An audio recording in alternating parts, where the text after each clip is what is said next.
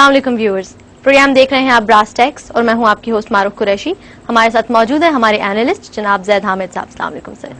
Viewers, brass tax ने नेमतुल्लाह शाह वली के हवाले से जो सिलसिला शुरू किया था, मैं आपको बताती चलूं कि आज उस सिलसिले की आखिरी कड़ी है, यानी आज हम उस सिलसिले की आखिरी एपिसोड रिकॉर्ड कर रहे हैं।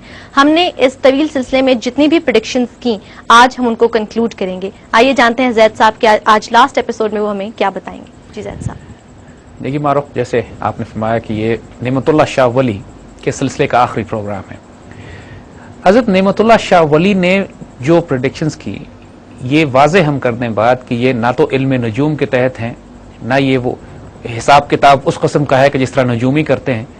ये एक अल्लाह के वली की, एक दरवेश की फिरासत है, उस पर इल्हाम है, उसका वो विजन है जो अल्लाह की तरफ से उसको दिखाया और बताया गया है। हुजूर सल्लल्लाहु अलैहि वसल्लम ने भी इस तरह की खुशखबरियां, बिशारतें और आने वाले वाकयात के बारे में उम्मत को खबर दी है। और हमारे तमाम बुजुर्गों ने भी, यानी जो मुसलमान तारीख में इस तरह की बहुत मिसालें मिलती हैं कि जो अल्लाह की तरफ से बुजुर्गों को कहीं ख्वाब में, कहीं मुशाहिदे में, कहीं इल्हाम के जरिए अल्लाह ने उनकी रूहानी बुलंदी के मुताबिक उनको उन खबरों से आगाह किया कि वो मुसलमानों को जाके बेदार करें, आगाह करें, खुशखबरियां दें। और ये बातें सिर्फ हजरत नेमतुल्लाह शाह वली ने नहीं की हैं, बहुत बुजुर्गों ने की हैं। हम आज नेमतुल्लाह शाह वली को कंक्लूड भी करेंगे और इसको ये देखेंगे कि जो हुजूर सल्लल्लाहु अलैहि वसल्लम ने अहादीस मुबारका की हैं, वो नेमतुल्लाह शाह वली की प्रेडिक्शंस या नेमतुल्लाह शाह वली के कहे से कितनी मुताबिकत रखती हैं, कंट्राडिक्ट करती हैं या एन उसके मुताबिक हैं। राइट। हमारा रेफरेंस और बेंचमार्क हुजूर की अहादीस मुबारका है।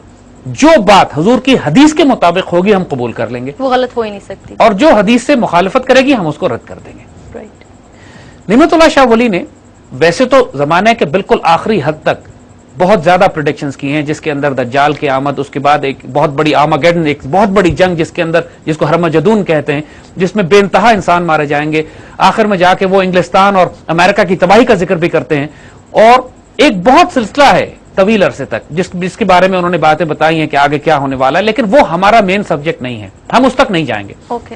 हम वहां पे रोकेंगे कि जहां पर वो गजवा हिंद की बात करते हैं, इंडिया कैप्चर करने की बात करते हैं। पिछले प्रोग्रामों में हमने मिलिट्री स्ट्रेटजी के हवाले से ये बात कही थी कि आज की दौर की जियो पॉलिटिक्स भी बिल्ड इसी बात पर हो रही है कि पाकिस्तान को एक रीजनल कलेक्टिव सिक्योरिटी अरेंजमेंट बनाकर इंडिया के साथ हमारा एक फाइनल शोडाउन होगा, क्योंकि बाकी तमाम ममालिक से तो हमारे ताल्लुकात ठीक हो सकते हैं, इंडिया के साथ रोज बरोज खराब होते जा रहे हैं। इस बात के बावजूद कि बड़े कॉन्फिडेंस बिल्डिंग मेजर्स और बड़ी दुनिया की ताकतें कोशिश कर रही हैं, हुक्मरान हमारी कोशिश कर रहे हैं, लेकिन इंडिया के साथ एक क्रिकेट मैच भी होता है तो पानीपत की चौथी, पांचवी, छठी लड़ाई होती है वो, और कोई पॉसिबिलिटी नहीं है कि इंडिया के साथ हमारे ताल्लुकात बेहतर हो सके। जिस तरह वो पाकिस्तान तोड़ने की कोशिश कर रहे हैं, जिस तरह वो बलूचिस्तान में बगावतों को बर्पा कर रहे हैं, जैसे ट्राइबल एरियाज में तहरीक तालिबान को सपोर्ट कर रहे हैं, जैसे सिंध में और सराइकी इलाकों में बगावतों को बर्पा कर रहे हैं, जैसे पाकिस्तान के नॉर्थ ईस्ट गिलगित बल्तिस्तान में उन्होंने अपने दहशतगर्द दाखिल किए हुए हैं, अब कोई उम्मीद और चांस इस बात का नहीं है कि इंडिया के साथ हमारे ताल्लुकात बेहतर हों। तो जो अल्टीमेट शोडाउन होना है, नेमतुल्लाह शाह वली ने एग्जैक्टली वही बात की है कि इस खित्ते के मुसलमान, गरबिस्तान के मुसलमान, मगरबी पाकिस्तान के मुसलमान मिलकर हिंदुस्तान को फातिहाना फतह करेंगे। बिल्कुल। और वो ये कहते हैं कि फतह यायद शाह गरबिस्तान बजोर तीरो तेग कौम काफिरा शिकस्त बेगुमा पैदा शवाद। गरबिस्तान का बादशाह हथियारों, ताकत और तलवार की जोर पर हिंदुस्तान फतह करेगा और काफिर कौम को ऐसी शिकस्त होगी कि उसके वहमो गुमान से भी बाहर है। ये जो कश्मीर बजोर शमशीर का नारा लगाया जाता है मुजाहिदीन की तरफ से, ये बिल्कुल दुरुस्त है कि कश्मीर का फैसला, हिंदुस्तान का फैसला बजोर शमशीर होगा। और जब ये बात बिल्कुल बात है जियो पॉलिटिक्स के लिहाज से भी और हमारे आजकल के हालात और नेमतुल्लाह की प्रेडिक्शंस के लिहाज से भी, अगली बात जब नेमतुल्लाह कहते हैं कि जिस वो मुसलमान, वो मुजाहिद, वो गरबिस्तान का बादशाह जो हिंदुस्तान कैप्चर करेगा, उसकी हुकूमत 40 साल तक हिंदुस्तान पर रहेगी, यानी वो उसका बहुत तवील अरसा, चाहे वो खुद हो या उसका खानदान हो, इसके बेटे हो, लेकिन वो डायनेस्टी जो है, ये बाकायदा वो जिक्र करते हैं, ताचिल साल ई ब्रदर मन दौरा शहरियार मी बीनम, ए मेरे भाई मैं 40 साल तक उस बादशाह का हुक्मरान, उसका रूल, उसकी हुकूमत देखता हूं, और ये मैं देख रहा हूं कि उसके इक़्तिदार का जो हल्का है, यानी वो डायनेस्टी जो है, शायद वो या उसका बेटा या उसकी फैमिली वाले या वो हुकूमत जो कायम की जाएगी, 40 साल तक वो उसको रूल करेंगे। और उसके बाद वो ये कहते हैं, देखिए एक फैसिनेटिंग, और ये हदीस शरीफ से जब हम आपको रिलेट करके दिखाएंगे तो you will be amazed at this. Nematullah कहते हैं, गलबतुल इस्लाम बाशर ताचेहल दर मुल्क हिंद बाद अज़न दज्जाल हम अज़ इस्फहान पैदा शवाद। इस्लाम का गलबा हिंदुस्तान में 40 साल रहेगा, उसके बाद ईरान के शहर इस्फहान से दज्जाल का ज़हूर होगा। یعنی دجال کے ظاہر ہونے کا ٹائم وہ یہ بتاتے ہیں کہ ہندوستان کیپچر ہونے کے بعد دجال وہاں سے ظاہر ہوگا، اور پھر وہ یہ کہتے ہیں کہ از برائے دفع دجال می گویم شنو عیسیٰ آئد مہدی آخر الزماں پیدا شود، کہ پھر دجال کے اس فتنے کو مٹانے کے لیے عیسیٰ علیہ السلام اور مہدی آخر الزماں ظاہر ہوں گے. رائٹ، یعنی یہاں پر ہم رک جائیں گے، ہم اینڈ آف ٹائم کی بات ہم اس سے آگے نہیں جائیں گے. وہ کہ نعمت اللہ اس کے بعد بتاتے ہیں بڑے بڑے کانفلکٹ ہوں گے، کیونکہ حدیث شریف میں آتا ہے کہ عیسیٰ علیہ السلام کے آنے کے بعد بڑے بڑے آرماگیڈن اور بڑے بڑے کانفلکٹ ہوں گے، لیکن ہم اس پہ نہیں جا رہے. ہم رک رہے ہیں اس وقت اس پوائنٹ پہ کہ جو انڈیا کیپچر کرنے کی بات ہے. رائٹ، اب یہ دیکھیے نعمت اللہ کے مطابق انڈیا کیپچر کیا جائے گا، ہندوستان ماشاءاللہ پورا پاکستان بنے گا، اس پورے خطے پر مسلمانوں کی حکومت قائم ہوگی، اور پھر یہ فوج جب دیکھیے اس کے بعد دجال ظاہر ہونے کی بات کر رہے ہیں، اس کے بعد مہدی کے آنے کی بات کر رہے ہیں، اس کے بعد عیسیٰ علیہ السلام کی بات ہو رہی ہے، تو کامن سینس بھی کہتی ہے کہ جو مسلمان فوج ہے پھر یہ پلٹے گی اور عیسیٰ علیہ السلام کے ساتھ جا کے دجال کے خلاف جنگ کرے گی. Exactly, this is exactly what he is saying. اب آئیے، اور اس کے بعد نعمت اللہ کہتے ہیں کہ اے نعمت اللہ خاموش باش نعمت اللہ اسرار حق مکن فاش، اے نعمت اللہ خاموش ہو جاؤ، اللہ کے راز مت کھولو. اپنے آپ کو انہوں نے چھوٹی سی کہ ساری باتیں تو کھول چکے ہو، اب چپ ہو جاؤ. یہاں پہ نعمت اللہ کو ہم کنکلوڈ کرتے ہیں، لیکن اس کو ہم سپورٹ کس طرح کریں گے؟ احادیث شریف سے. یہاں پر غیر معمولی احادیث مبارکہ ہیں کہ جو احادیث کی وہ کتابیں کہ جو غزوہ ہند سے متعلق ہیں، جو آخری دور سے متعلق ہیں، مختلف کتابوں میں مختلف احادیث روایت کی گئی ہیں. ہم چند احادیث یہاں کو، یہ بہت دلچسپی کا باعث ہوں گی سب کے لیے کہ اب آپ یہ دیکھ لیجیے کہ نعمت اللہ نئی باتیں کیا کہیں. بالکل، آپ ایگزیکٹلی دیکھیے کہ احادیث مبارکہ میں کیا آتا ہے.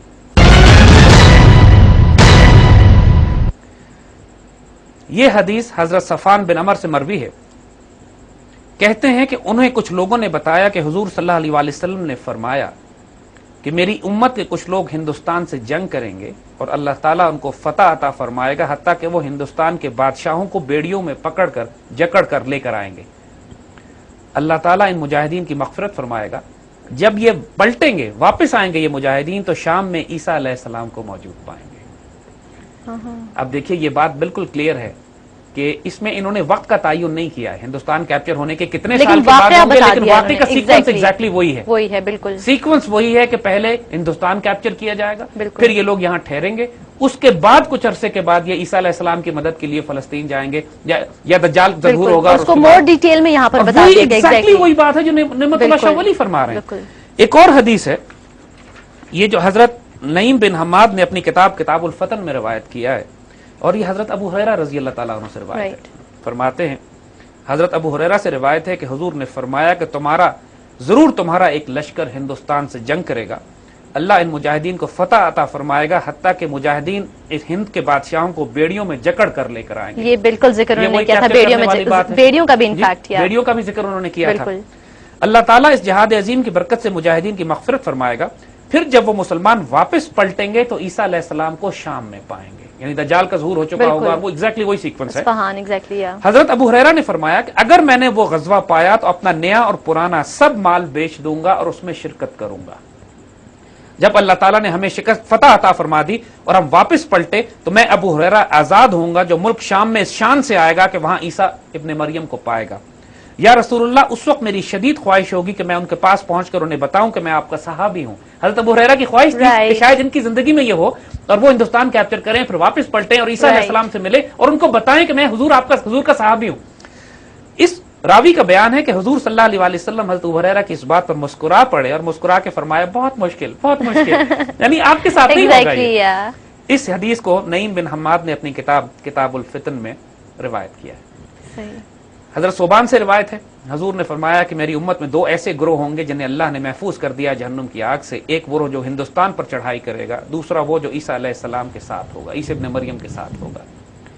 اب یہ باتیں دیکھیے، اور اس طرح کی بہت ساری احادیث ہیں جو کہ کس طرف پوائنٹ کر رہی ہیں. یہ بات بالکل واضح ہے کہ احادیث مبارک ایگزیکٹلی وہی بات احادیث میں جو آئی ہے، نعمت اللہ شاہ ولی نے اس کی 100%